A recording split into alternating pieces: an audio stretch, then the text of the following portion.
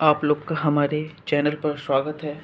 आज हम super TET में आने वाले बाल मनोविज्ञान, जीवन कौशल और शिक्षण कौशल के बारे में विस्तार से अध्ययन करेंगे।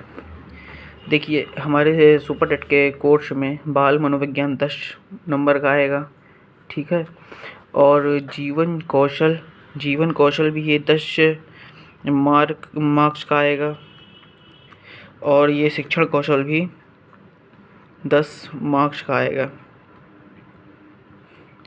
आज हम शिक्षण कौशल के अंतर्गत भारतीय शिक्षा के बारे में, आधुनिक भारतीय शिक्षा एवं समाज के बारे में इसका अध्ययन करेंगे, जो हमारा पहला टॉपिक रहेगा। आज हम वैदिक कालीन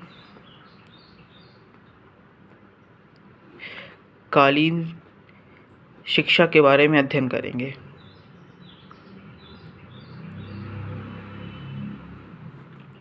देखिए, वैदिक कालीन शिक्षा, सबसे पहले पॉइंट हमारा रहेगा वैदिक कालीन शिक्षा का।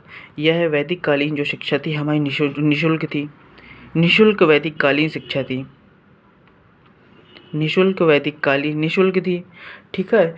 और ये जो हमारी वैदिक कालीन जो शिक्षा है, ये एकांतवास में बनाई जाती है। निःशुल्क थी। और नंबर दूसरा क्या हो गया, ये क्या थी,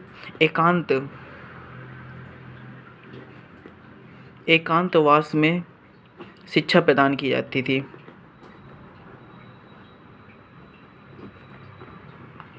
ठीक है। एकांतवास में शिक्षा प्रदान की जाती थी, ठीक है ना। और इसका एक महत्वपूर्ण पॉइंट और यह भी है कि यह राज्य के नियंत्रण से मुक्त थी, अर्थात राज्य एवं मंत्री का कोई हस्तक्षेप नहीं रहता था, ठीक है। राज्य मंत्री का कोई हस्तक्षेप नहीं रहता था, राज्य के नियंत्रण से मुक्त थी।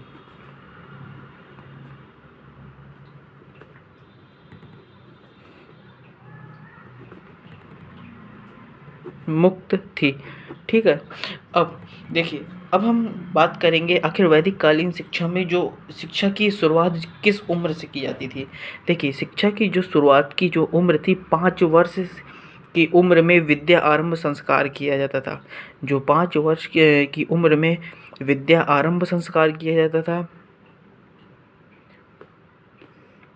विद्या आरंभ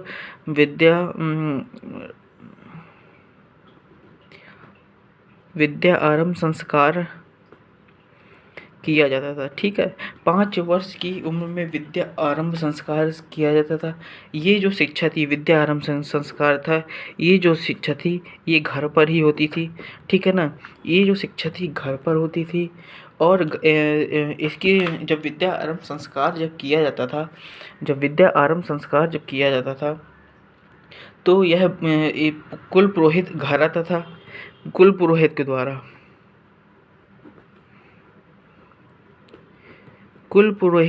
के द्वारा जो जिसका विद्या आरंभ संस्कार के उसके बाल मुंडवाए जाते थे, मतलब कि उसके बाल मुंडवाकर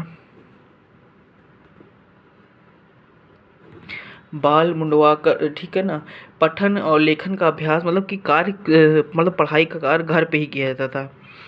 पठन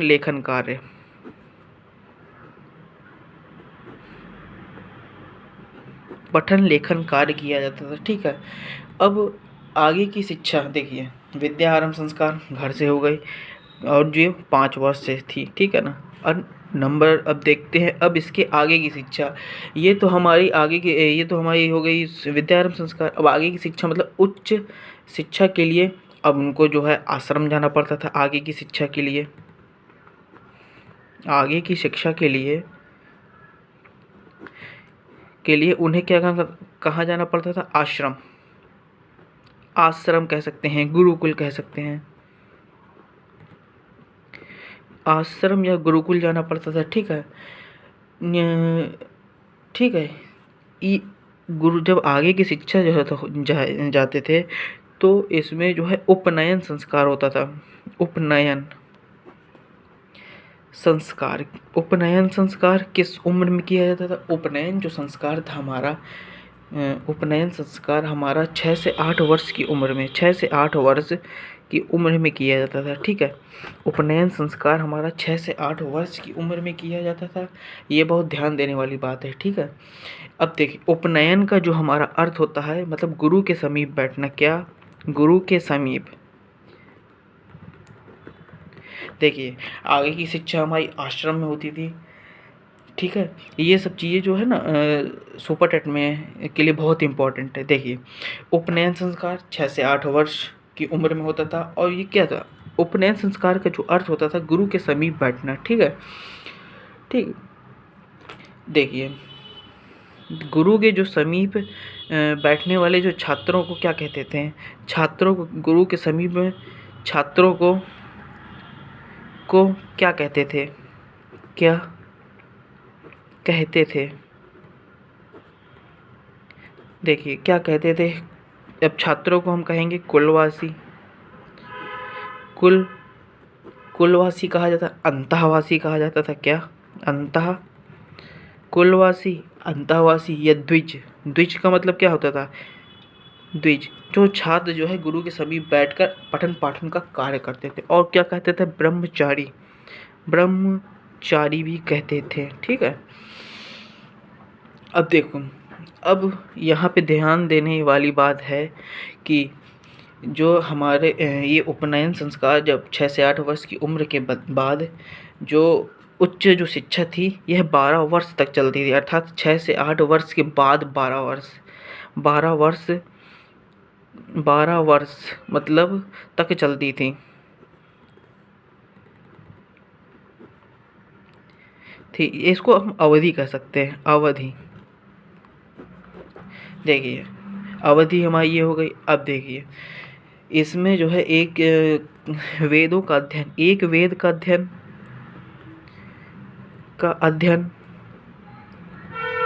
एक वेद का जो अध्ययन कहलाता था उसे हम स्नातक कहते थे।